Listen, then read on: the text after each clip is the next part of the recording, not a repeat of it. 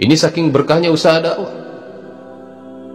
sehingga para masyayikh kita mengatakan, hadirin yang mulia, jika hari ini seandainya ada usaha yang lebih cepat merubah seseorang dalam 3 hari selain daripada usaha dakwah dan tabligh ini, maka para masyayikh akan meninggalkan usaha ini.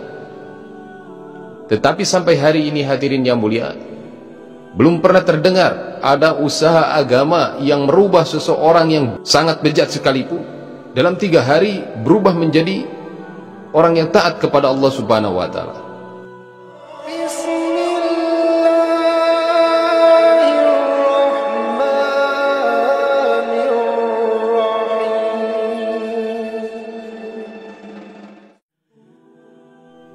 Nahmaduhu wa nusalli wa nusallimu ala rasulihil karim, amma ba'd.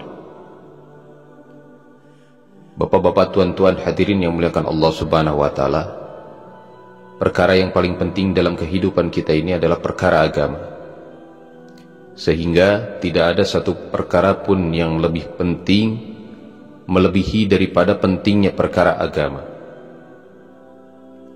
Maka dengan perkara agama ini, hadirin yang mulia, tidak kurang dari 124.000 nabi dan 313 rasul yang Allah Subhanahu wa Ta'ala utus untuk mengajak manusia ini hidup dan menjalani kehidupannya ada di dalam koridor agama. Karena hadirin yang muliakan Allah Subhanahu wa Ta'ala, siapa saja dia manusia hidup dan menjalani kehidupannya ada di dalam koridor agama, maka kehidupannya ini akan sebagaimana layaknya manusia hidup. Tetapi manakala seorang manusia hidup di luar daripada koridor agama, hadirin yang mulia, walaupun dia zahirnya manusia, tapi dia akan hidup dan menjalani kehidupannya tidak sebagaimana manusia hidup. Maka kita perhatikan, hadirin yang mulia, tidak pernah sampai kepada telinga kita bahwasanya ada seekor singa yang mampu memakan anaknya sendiri walaupun singa itu kelaparan. Karena hadirin yang mulia, ada rahmat Allah Subhanahu wa Ta'ala yang diturunkan ke muka bumi sehingga hewan buas ini bisa berkasih sayang. Tetapi ajib, manakala satu rahmat Allah Subhanahu wa Ta'ala cabut dari seorang manusia, hadirin yang mulia, sampai hari ini banyak terdengar sampai kepada telinga kita ini, seorang ibu tega membuang anaknya sendiri. Ini kenapa, hadirin yang mulia? Ini dikarenakan hidup di luar daripada koridor agama. Maka hadirin yang mulia, begitu ajibnya ini usaha dakwah, sehingga tidak terhitung banyaknya orang yang kembali ada di dalam koridor agama. Ada orang yang dia lupa sama sekali terhadap agama, manakala datang satu jamaah mengingatkan dirinya kepada Allah Subhanahu wa Ta'ala, kemudian dia ikut ambil dalam usaha dakwah, belajar dia keluar 3 hari, maka seluruh kehidupannya berubah, hadirin yang mulia. Ini saking berkahnya usaha dakwah, sehingga para masyayikh kita mengatakan, hadirin yang mulia, jika hari ini seandainya ada usaha yang lebih cepat merubah seseorang dalam 3 hari selain daripada usaha dakwah dan tabligh ini, maka para masyayikh akan meninggalkan usaha ini. Tetapi sampai hari ini, hadirin yang mulia, belum pernah terdengar ada usaha agama yang merubah seseorang yang bejat, sangat bejat sekalipun, dalam 3 hari berubah menjadi orang yang taat kepada Allah Subhanahu wa Ta'ala. Maka ulama menandakan ada keberkahan dan keridhaan Allah Subhanahu wa Ta'ala atas usaha ini, hadirin yang mulia. Dan ajibnya, hadirin yang mulia, orang-orang yang keluar 3 hari ini bukan hanya saja Allah Subhanahu wa Ta'ala rubah daripada johirnya saja, melainkan hatinya, hadirin yang mulia. Orang yang sudah ikut ambil usaha dakwah ini melihat orang yang maksiat itu bukan benci, tapi risau, kasihan.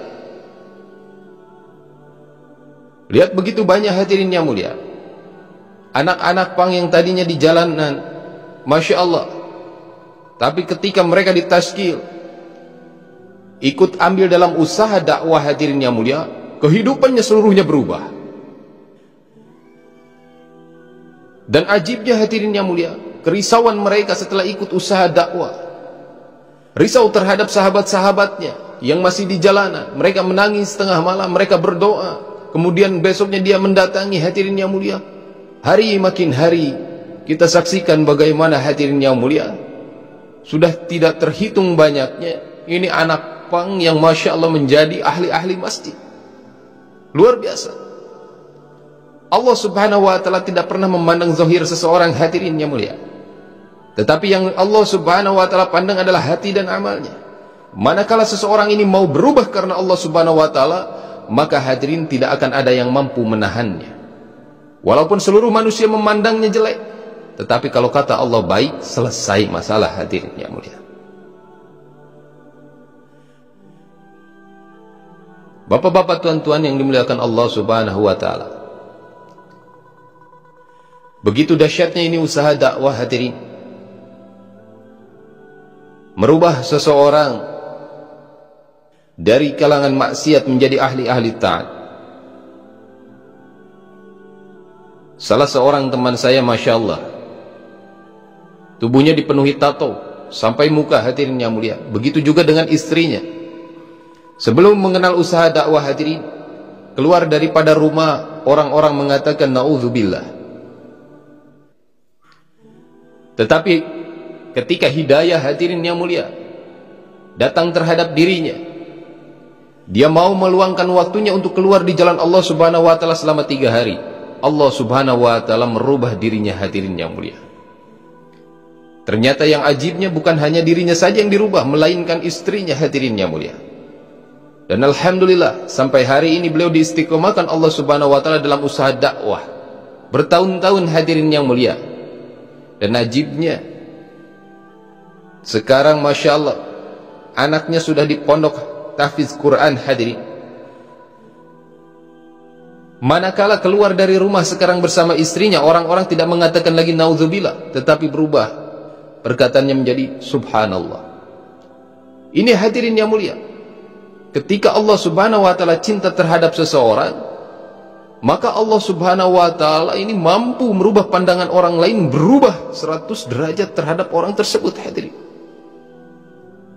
Karena sesungguhnya, hadirin yang mulia, setiap manusia ini adalah makhluk yang mulia.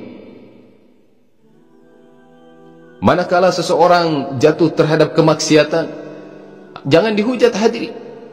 Didatangi, diangkat, dibersihkan. Yang namanya permata jatuh ke tempat kotoran ini tidak akan berubah menjadi kotoran. Namanya permata akan tetap menjadi permata. Yang kita lakukan ini cukup mengangkatnya dan membersihkannya, maka permata akan tetap menjadi permata, hadirin. Hari ini orang banyak salah paham. Ketika melihat orang terjun ke dalam kemaksiatan, banyak orang menganggap mereka sebagai kotoran, sehingga tidak mau mengambil dan membersihkannya, hadirin yang mulia. Tetapi dengan adanya usaha dakwah wa tabligh, mengangkat mereka daripada kemaksiatan, merubah mereka menjadi ahli-ahli taat karena Allah subhanahu wa ta'ala. Inilah berkahnya usaha dakwah, hadirin yang mulia.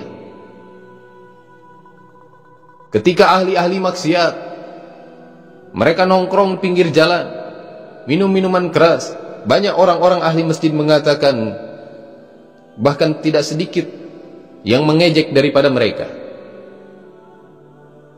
Yang luar biasanya ketika sekarang mereka terbalik menjadi ahli masjid, masih saja tetap digunjing, dikatakan sesatlah, bid'ahlah, ikut jamaah yang enggak punya ilmu lah, macam-macam, hadirin yang mulia. Dan ini adalah ujian, karena hadirin yang mulia, siapapun mereka yang mengaku beriman, pasti dan pasti Allah subhanahu wa ta'ala akan uji. Orang namanya hijrah itu butuh ujian, hadirin. Begitu juga yang dialami oleh Rasulullah SAW dan para sahabat. Karena hijrah tidak mudah, hadirin yang mulia.